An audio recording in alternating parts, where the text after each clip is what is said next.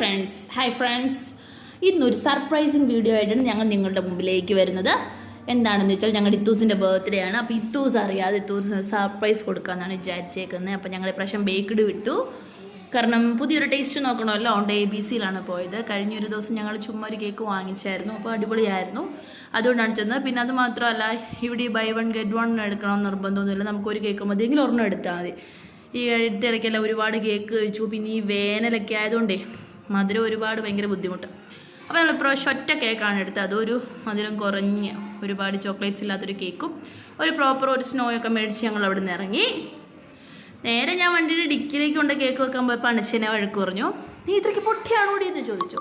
അങ്ങനെ അവരറിയാതെ അവരുടെ വീട്ടിനകത്ത് ഞങ്ങൾ കയറി പമ്മിയിരുന്നു. അവരുടെ കുട്ടികളായിരുന്നു ഹെൽപ്പ് ആയിട്ട്. അവർ താക്കോലെടുത്ത് തന്നുമല്ല, ഞങ്ങൾ മോഷ്ടിക്കാൻ കയറുന്നല്ല.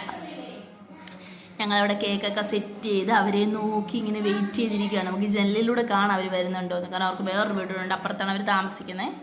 ഇത് കുട്ടികൾ ഓരോരുത്തരും അവരുടെ മാമിക്ക് കൊടുത്ത ഗിഫ്റ്റുകളാണ് കാണുന്നത് കേട്ടോ. എന്നിട്ട് സജിലത്ത എത്തി. സജിലത്ത ഒന്നും അറിഞ്ഞിട്ടില്ല.